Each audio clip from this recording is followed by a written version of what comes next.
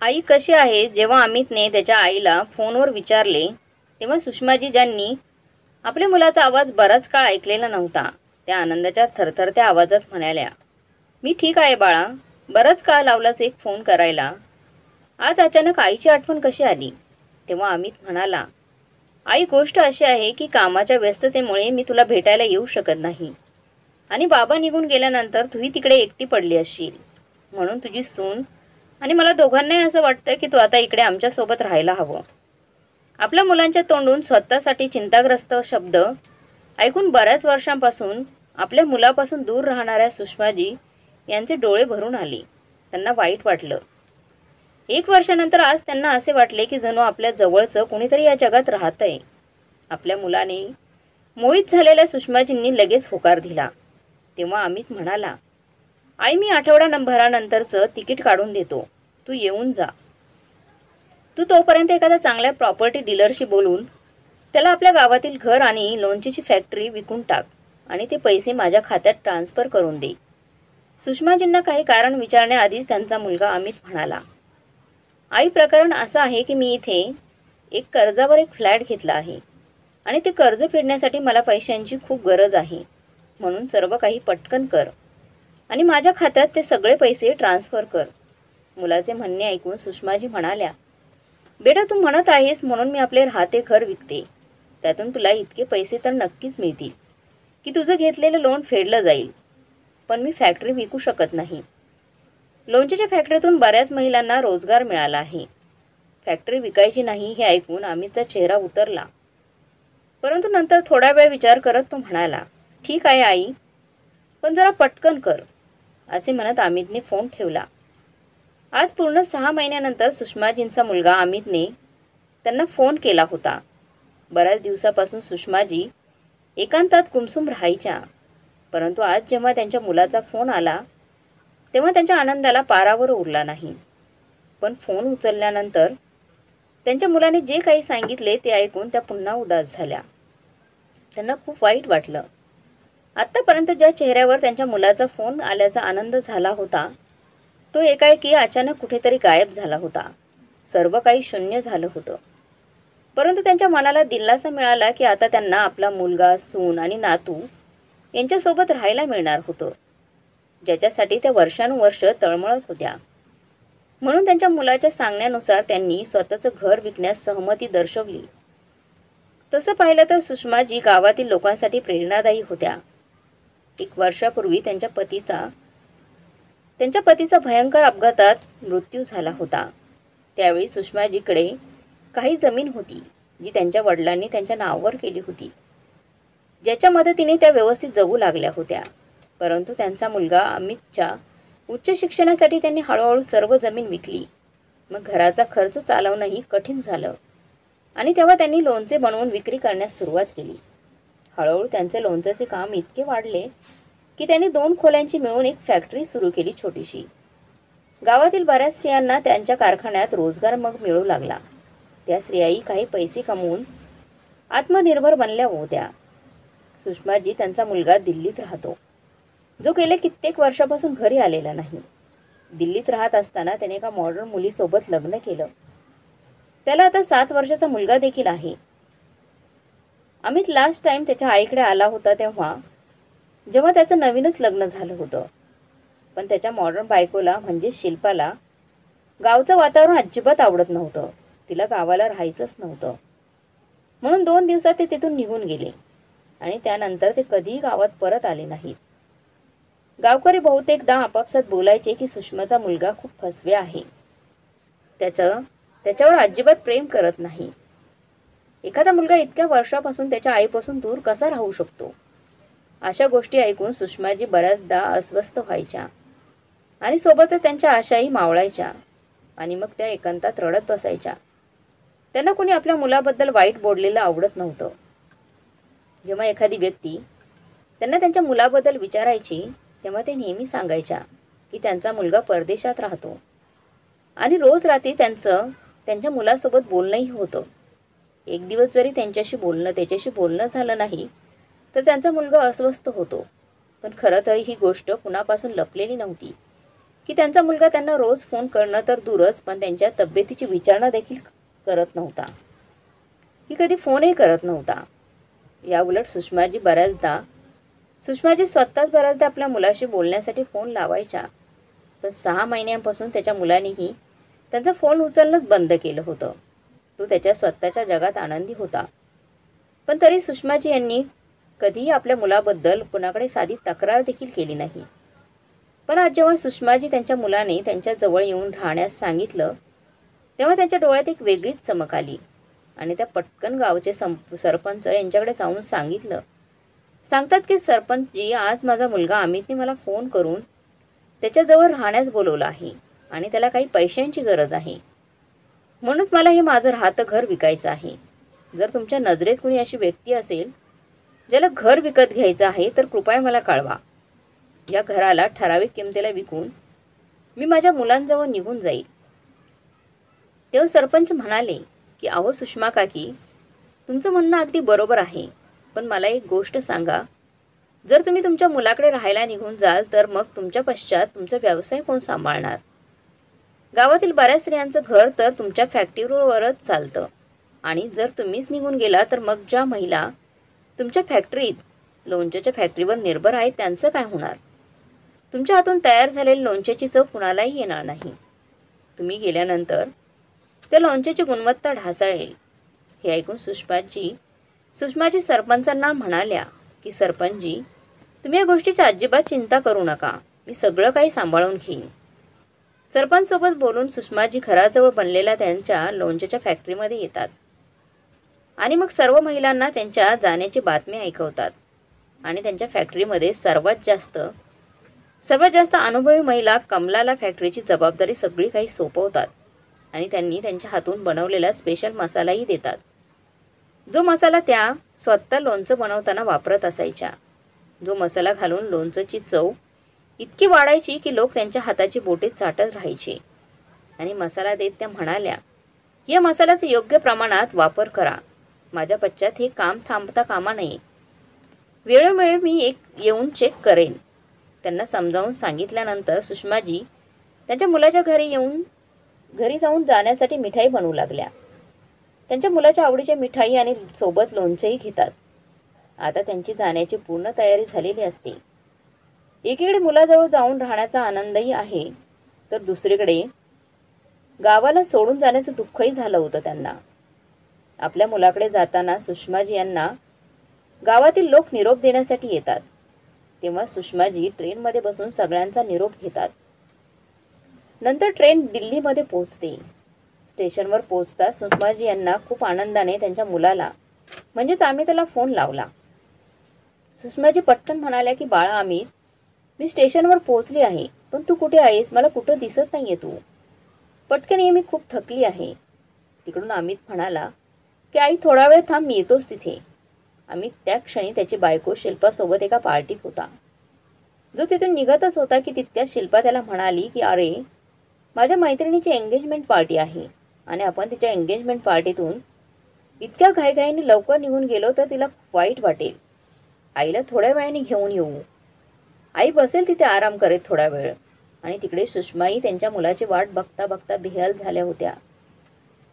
पण अमितचा त्या कुठेही थांगपत्ता नव्हता. थोड्या वेळाने पुन्हा फोन लावला तेव्हा अमित त्यांना म्हणाला की आई, मी आता थोडा बिझी आहे, मला यायला थोडासा उशीर होईल.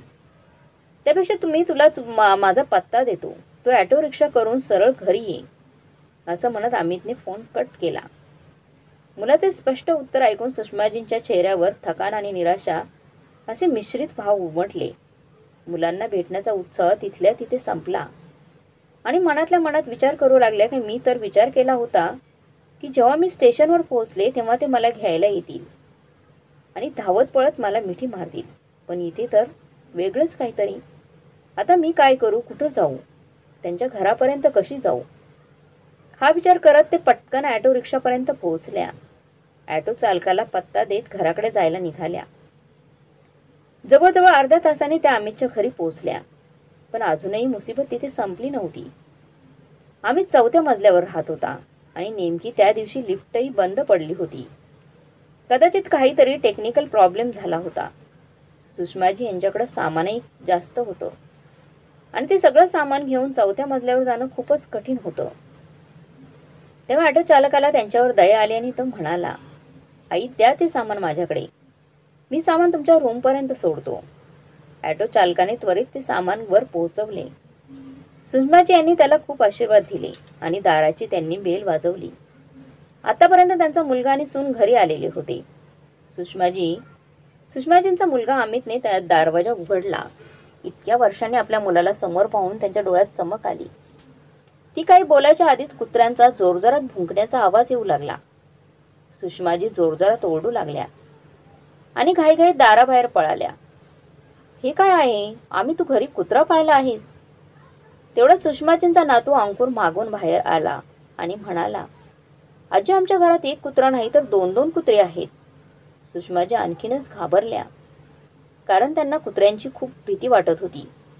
त्याचवेळी अमित म्हणाला, आई तू काळजी करू नकोस, ही दोघी तुला काही करणार नाहीत. बाळा तुला चांगलं माहीत आहे की मी कुत्र्यांना किती घाबरते. बऱ्याच वर्षापूर्वी मला कुत्रा चावला होता आणि अनेक इंजेक्शन घ्यावी लागली होती मला. नाही बाबा, मी इथे नाही राहू शकत तुमच्यासोबत, मी आजच माझ्या घरी परत जाईन. हे सर्व ऐकून त्यांची सून खोलीतून बाहेर आली आणि तिने कुत्र्यांना दोरीने बांधले आणि म्हणाली, आई कुत्रे तुम्हाला अजिबात इजा करणार नाहीत, तुम्ही बिंदास आत या. काही दिवसातच तुमच्यासोबतही त्यांची चांगली मैत्री होईल, मग ते तुम्हाला अजिबात त्रास देणार नाहीत. असं म्हणत त्यांनी सुषमाजींना आत आणले आणि त्यांना सोफ्यावर आरामात बसवले आणि पाणी प्यायला दिलं. इतक्या वर्षाने आपल्या मुलाचा आणि सुनेचा चेहरा पाहून सुषमाजींच्या आनंदाला पारावार उरला नव्हता. ती त्यांचे लाड करत राहिली, पण सुषमाजींना जाणवलं की तिला भेटल्यानंतर तिचा मुलगा फारसा आनंद झाला नाही, उलट त्याचा चेहरा उदास झाला होता. पण सुषमाजींनी या सर्व गोष्टींकडे दुर्लक्ष केलं आणि त्यांच्या चेहऱ्यावरचे आनंदाचे भाव कायम ठेवले. पण अमितला आईशी काही देणं घेणं नव्हतं. सुषमाजींनी गावातून तयार करून आणलेल्या सर्व वस्तू आपल्या सुनेला द्यायला त्यांनी सुरुवात केली आणि सर्व काही दिल्यानंतर त्यांनी लोणच्याचा डबा काढून टेबलावर ठेवला. लोणच्याचा डबा बाहेर काढताच अमित चिडला आणि रागाने म्हणाला, आई तू इथेही लोणचं आणलंस? मला लोणच्याचा वास अजिबात आवडत नाही, तुला माहीत नाही का? मला लोणच्याचा वासही नको पाहिजे या घरात, ती घेऊन जाणे बाहेर फेकून द्या आई. अमित असं बोलताच सुषमाजींनी लगेच तिथून लोणच्याचा डबा उचलला आणि परत बॅगेत ठेवून दिला. त्यांना घरी पोहोचून 2 तासही उलटले नव्हते की त्यांची सून नंतर शिल्पा त्यांना संपूर्ण घर दाखवू लागली आणि सर्व ठिकाणे दाखवून झाल्यानंतर ती त्यांना स्वयंपाकघरात घेऊन आली आणि म्हणाली की आई हे आपलं स्वयंपाकघर आहे. सर्व रेशन स्वयंपाकघरातील खालच्या कपाटात ठेवलं आहे आणि कुत्र्यांचे खाण्यापिण्याचे पदार्थ या स्वतंत्रपणे बनवलेल्या ड्रॉवरमध्ये ठेवलेला आहे. असे म्हणत तिने एकामागून एक सर्व वस्तू तपशीलवर सांगायला सुरुवात केली. कोणकोणत्या वस्तू कुठे ठेवल्या होत्या हे सुषमाजींना आश्चर्य वाटलं शेवटी, की आपली सून येताच या सर्व गोष्टी त्यांना का समजावत आहे. कोणती वस्तू कुठे ठेवली जाते, ती या सगळ्या गोष्टी का सांगत होती, ही गोष्ट त्यांना समजत नव्हती. तितक्यात त्यांचा नातू अंकुर म्हणाला, आजी तुला माहीत आहे का की आम्ही महिनाभराच्या सुट्टीसाठी बाहेर जाणार आहोत, आम्ही तिथे खूप मजा करू. हे ऐकून सुषमाजी आपल्या मुलाकडे आणि सुनेकडे प्रश्नार्थक नजरेने पाहू लागल्या. तेव्हा त्यांचा नातू अंकुर पुन्हा म्हणाला, अरे आजी तुला माहीत नव्हतं का, आम्ही गेल्यावर तू या कुत्र्यांची काळजी घ्यावी आणि घर सांभाळावं म्हणून तर तुला आईबाबांनी फोन करून इथं बोलावून घेतलं आहे. हे ऐकून सुषमाजींच्या पायाखालची जमीनच सरकली. त्यांच्या आश्चर्याला सीमाच उरली नव्हती, कारण आत्तापर्यंत त्या हाच विचार करत होत्या की त्यांचा मुलगा अमित आणि सून यांना त्यांची किती काळजी आहे. ज्या कारणास्तव त्या लोकांनी त्यांना इथे बोलावून घेतलं आहे, त्या कुत्र्यांपासून खूप दूर राहायच्या आणि आता त्यांना त्यांचीच काळजी घ्यावी लागणार होती. असा विचार करून सुषमाजी म्हणाल्या, बेटा तुला माहीत आहे का मला कुत्र्यांची भीती वाटते, तरी तुम्हाला इथे या कुत्र्यांसह एकटा सोडून जाणार आहेस, मी सर्व काम करू शकणार नाही. तेव्हा अमितने आईला समजावले आणि म्हणाला, ही तू काय बोलत आहेस आई, ही कुत्रे तुला फक्त 2-4 दिवस त्रास देतील, त्यानंतर त्यांची तुझ्यासोबत मैत्री होऊन जाईल. असे म्हणत आम्ही त्यांच्या खोलीत निघून गेला. दुसरीकडे बिचारा सुषमाजींनी विचार केला होता की आपण आपल्या मुलाला आणि सुनेसोबत आनंदाने राहू, पण इथे मुलगा आणि सुनेना तर त्यांना घरात मोलकरीण म्हणून ठेवले होते. तेव्हा त्यांची सून शिल्पा म्हणाली, आई तुम्ही इथे एकट्या राहणार नाहीत, तर मोलकरीण रोज येते, ती तुम्हाला तुमच्या प्रत्येक कामात मदत करेन. असो दुसऱ्या दिवशी सकाळी मुलगा आणि सून त्यांच्या वस्तू पॅक करून त्यांच्या मुलासोबत सुट्टीसाठी निघून गेले आणि घरात फक्त सुषमाजी एकट्या उरल्या होत्या. पण तरी त्यांच्या मनात एक समाधान होतं की निदान मोलकरी नेऊन आपलं काम हलकं करेल. त्या असा विचार करतच होत्या की अचानक फोनची बेल वाजली. त्यांची सून शिल्पा फोनवर म्हणाली, आई कामवाली बाई काही दिवस येऊ शकणार नाही. आत्ताच तिचा फोन आला होता. तिचा नवरा अचानक आजारी पडला असून त्याला हॉस्पिटलमध्ये ॲडमिट केलं आहे. त्यामुळे घरची सगळी कामं तुम्ही स्वतःच पाहून घ्यावं लागतील आई. असं म्हणत तिने फोन ठेवूनही दिला. एवढ्या मोठ्या घरात दोन्ही कुत्र्यांसह सुषमाजी एकट्या पडल्या होत्या. त्या कुत्र्यांना खूप घाबरत होत्या, पण तरी त्यांना खायला देण्याचा प्रयत्न करत होत्या. पण अनोळखी चेहरा पाहून दोन्ही कुत्रे बेकाबू झाले होते. जोरजोरात भुंकत होते. हे दोघेही सुषमाजींना त्रास देत होते. संपूर्ण घरात एकच गोंधळ उडाला होता. ज्याप्रमाणे त्यांच्या सुनेने त्यांना जेवण देण्यास सांगितलं होतं ते त्यांना अशा प्रकारे खाऊ घालू लागल्या. मग हळूहळू त्यांची दोन्ही कुत्र्यांसोबत मैत्री झाली आणि काही दिवसातच ते दोघेही त्यांच्यासोबत गोष्टीचं पालन करू लागले आणि त्यांच्यासोबत मिळून मिसळून राहू लागले. संध्याकाळी सुषमाच्या कुत्र्यांना थोडा वेळ फिरायला घेऊन जायच्या. हळूहळू सोसायटीच्या अनेक लोकांशी त्यांची ओळख झाली होती. कधीकधी त्या लोकांना स्वतःच्या हाताने बनवलेलं लोणचं लहान सहान डब्यामध्ये टाकून द्यायच्या. सोसायटीच्या सदस्यांनी जेव्हा त्यांनी त्यांच्या हातच्या बनवलेल्या लोणच्याचा स्वाद घेतला तेव्हा सगळ्यांनी त्यांच्या लोणच्याचं तोंड भरून कौतुक केलं होतं. इथे त्यांच्या लोणच्याला मागणी निर्माण झाली होती. पण सुषमाजी त्यांच्या मुलाच्या भीतीने लोणचं बनवू शकत नव्हत्या. एके दिवशी सुषमाजी आपल्या कुत्र्यांना चालवत लिफ्टमधून वर येत होत्या. तसा लिफ्टचा दरवाजा उघडला. त्यांनी पाहिलं की बाहेर जमिनीवर एक सुंदर पिशवी पडलेली होती. त्यांना वाटले की कदाचित त्यात काहीतरी मौल्यवान वस्तू असेल, जिचे कोणाच्या तरी हातातून पडलं असावं. असा विचार करून त्यांनी ती पिशवी उचलली आणि घरी जाऊन उघडून पाहिली तर त्यात सोन्याचे दागिने होते. हे पण त्यांना आश्चर्य वाटले. मग काहीतरी विचार करून त्यांनी ती पिशवी स्वतःजवळ ठेवली आणि दुसऱ्या दिवशी सकाळी त्यांनी सोसायटीत मोठमोठ्याने बोलण्याचा आवाज ऐकला. आवाज ऐकून सुषमाजी बाहेर आल्या तेव्हा त्यांनी पाहिलं की एक मुलगी रडत होती आणि तिची आई तिला सतत ओरडत होती. चौकशी केली असता त्यांच्या असं लक्षात आलं की त्या मुलीचे काही दिवसातच लग्न होणार होतं आणि तिने तिचे सोन्याचे दागिने कुठेतरी हरवले आहेत. हे ऐकून सुषमाजी त्या मुलीकडे गेल्या आणि तिला विचारलं की तिने दागिने कशात ठेवले होते. तर तिने सांगितले की ते एका पिशवीमध्ये ठेवले होते. हे ऐकून सुषमाजी ताबडतोब त्यांच्या फ्लॅटवर गेल्या आणि काही वेळातच त्यांनी ती पिशवी आणली आणि त्या मुलीला देत म्हणाले की बेटा, मला ही पिशवी लिफ्टच्या बाहेर जमिनीवर पडलेली आढळली होती म्हणून ती माझ्याजवळ सुरक्षित ठेवली होती, जेणेकरून ज्याची ती वस्तू आहे त्याला सांभाळून परत करता येईल. आता ही तुमची वस्तू तुम्ही सांभाळून ठेवा. सुषमाजींच्या साधेपणाने आणि समजदारने सोसायटीतील लोक सर्व प्रभावित झाले. आता त्या इथे खूप मानसन्मान दिला जाऊ लागला.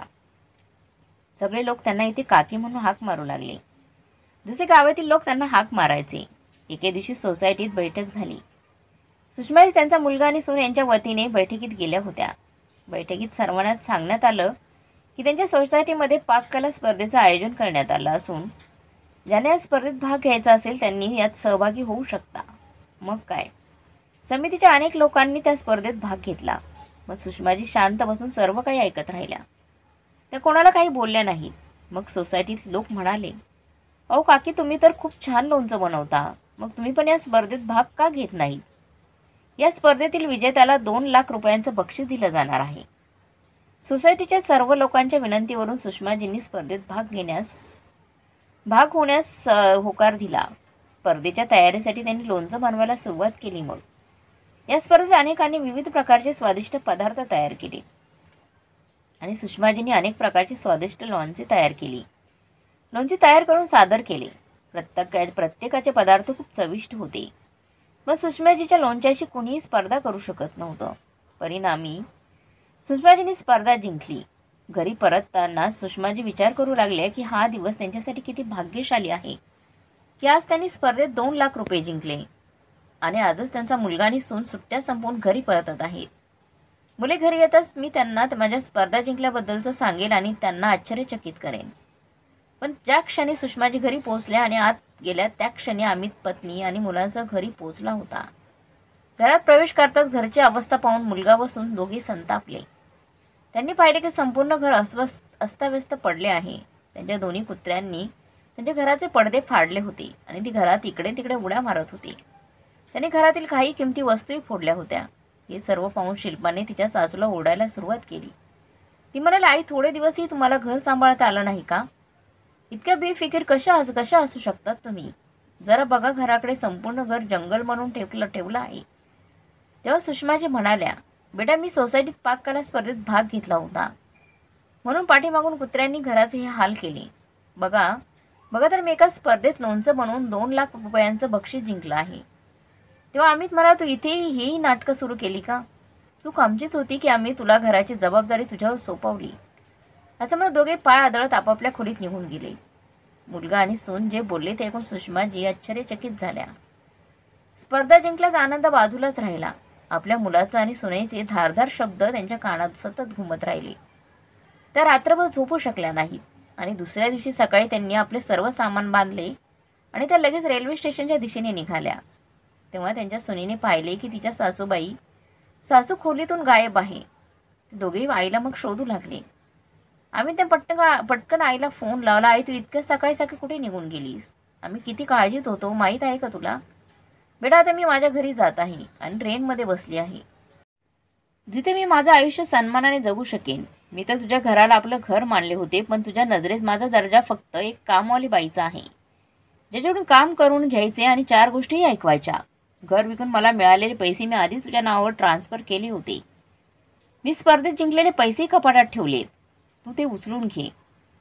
असे बोलून सुषमाजींनी फोन कट केला आणि त्या ढसढसा रडू लागल्या.